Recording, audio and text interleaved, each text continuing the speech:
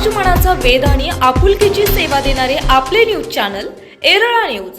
खटाव तालुक्यातील वडूज येथील प्रजापती ब्रह्मकुमारी ईश्वरीय केंद्रातर्फे श्रेष्ठ अधिक मास आणि समर कॅम्प पूर्ण केलेल्या शालेय विद्यार्थ्यांना प्रमाणपत्र वितरण कार्यक्रम मोठ्या उत्साहात संपन्न झाला। या समर कॅम्पच्या माध्यमातून शालेय विद्यार्थ्यांच्या मोबाईल मुक्तीसाठी झालेल्या प्रयत्नांचे मान्यवरांनी कौतुक केले। यावेळी ब्रह्मकुमारी शोभा दीदीजी संचालिका ईश्वरपूर सेवा केंद्र यांच्या मार्गदर्शनाखाली विविध कार्यक्रमाचे आयोजन करण्यात आले। त्यामध्ये मेडिटेशन, अधिक मासाचे आध्यात्मिक रहस्य, पालकांना मार्गदर्शन, विद्यार्थी अनुभव आणि नृत्य कार्यक्रम, प्रमाणपत्र वितरण आदी कार्यक्रमांचे समावेश होता। यावेळी शोभा दीदीजी यांनी अधिक मासाचे आध्यात्मिक महत्व या विषयावर मौलिक मार्गदर्शन केले। प्राध्यापक NS उर्फ बंडा गोडसे, धनंजय क्षीरसागर, ॲडव्होकेट राजीव चव्हाण, डॉक्टर आशिष काळे, सचिन शेंडे, प्राध्यापक अजय शेट्टे, सौ माई गोडसे, सौ चंपा काळे, उषा माने, सुवर्णा सुतार, अशोक जगताप, अर्चना जगताप, किशोर रुद्रके, जीवन तडाखे, दादासाहेब गोडसे यांची प्रमुख उपस्थिती होती।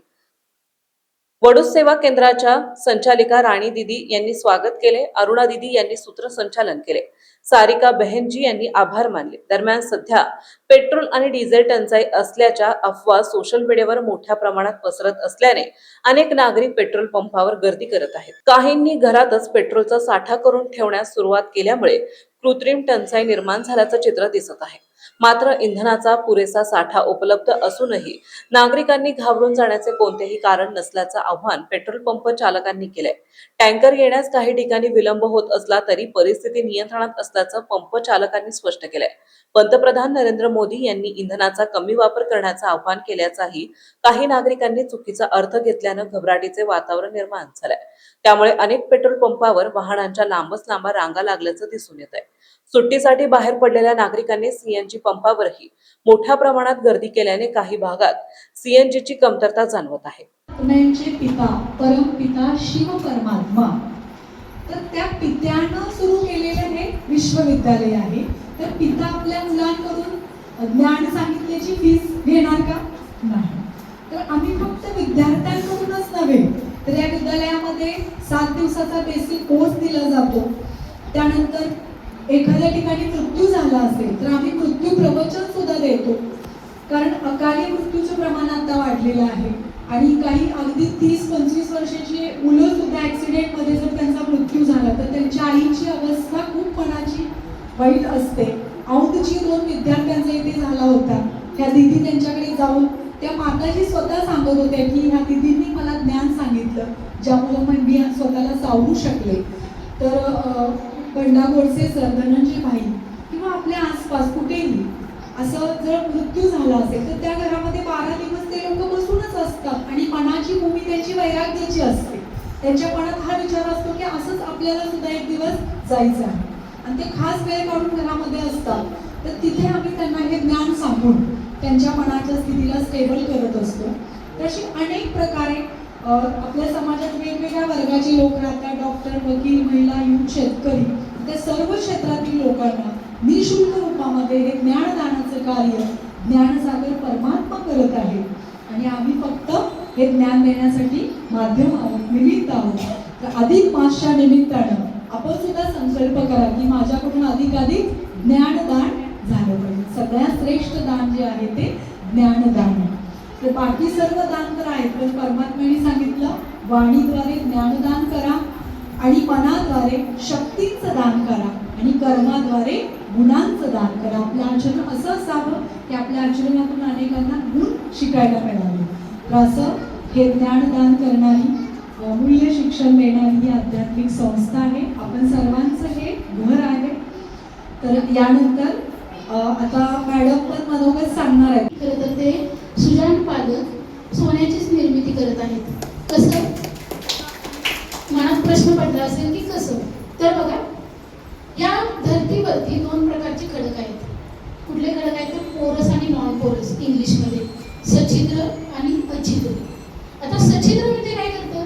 ते ओढून घेतं, पाणी ओढून घेतं, वाऱ्याचा वगैरे त्याच्यावरती परिणाम होतो आणि मग काय होतं, काही दिवसांनी त्याचं कन्वर्जन, त्याचं रूपांतर मातीमध्ये होतं। आता त्या मातीमधून सोनं निर्माण करण्याची कॅपॅसिटी आहे. कशी? तर ज्यावेळेला आपण शेती करतोय, गहू उगवतोय आणि काय उगवतोय, तर म्हणजे आपण शेती करतोय म्हणजे सोनंच उगवतोय, सोनंच हे करतोय. आता इथं असणाऱ्या सुजाण पालकांनी काय केले, तुम्ही इथं मुलांना पाठवलं आणि त्यांच्या मनामध्ये शांती, विश्वास, आत्मविश्वास, ज्या राणी बहिणींनी सांगितलं की आत्मविश्वास निर्माण केला, शांतीची बीज त्यांच्यामध्ये हे केलेली आहे. खरं तर आता इथून पुढे बऱ्याच म्हणजे आपल्याला बरंच फेस करावं लागणार आहे. तुम्ही जर बघितलं कंडिशन तर कदाचित लॉकडाऊन पण लागण्याची शक्यता आहे असं म्हटलं जातं.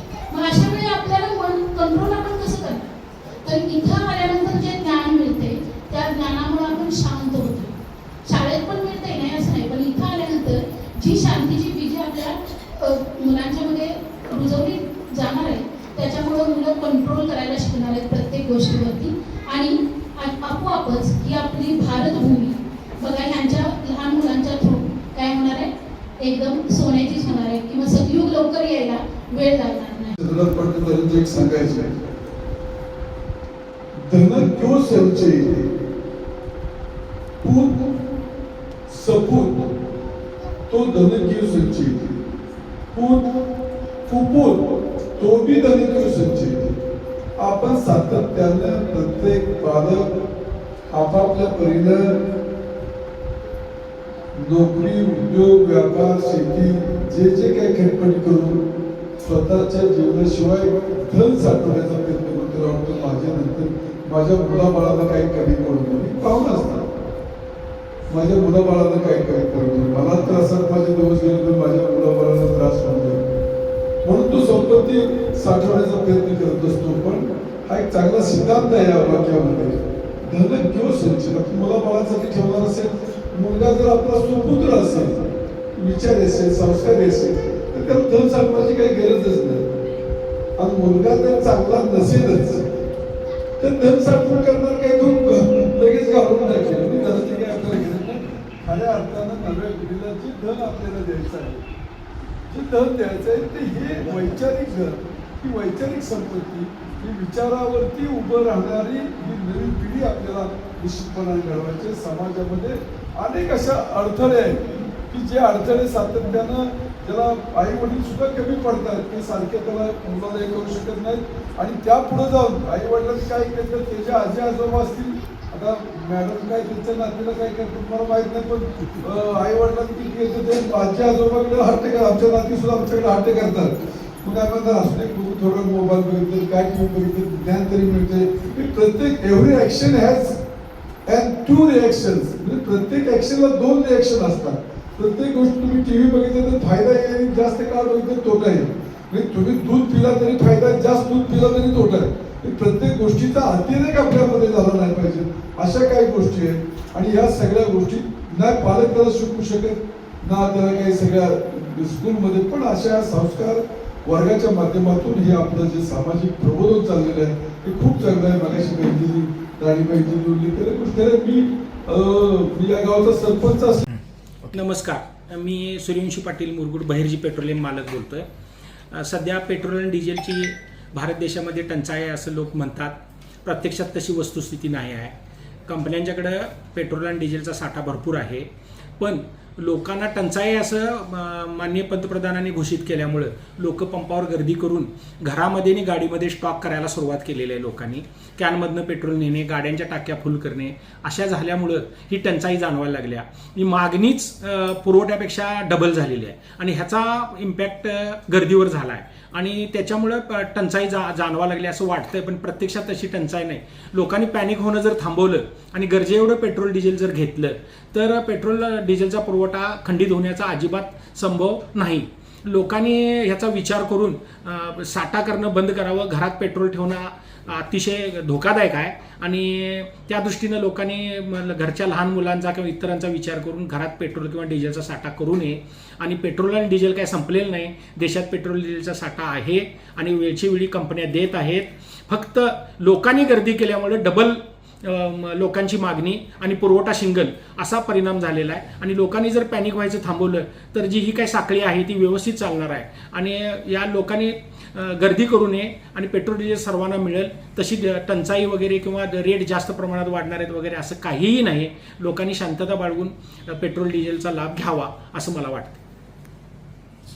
त्याचप्रमाणे सीएनजीचा पण तुटवडा झाला आहे. सीएनजीचा जो कोल्हापूर जिल्ह्याचा कोटा होता तो 15 तारखेला संपलेला आहे.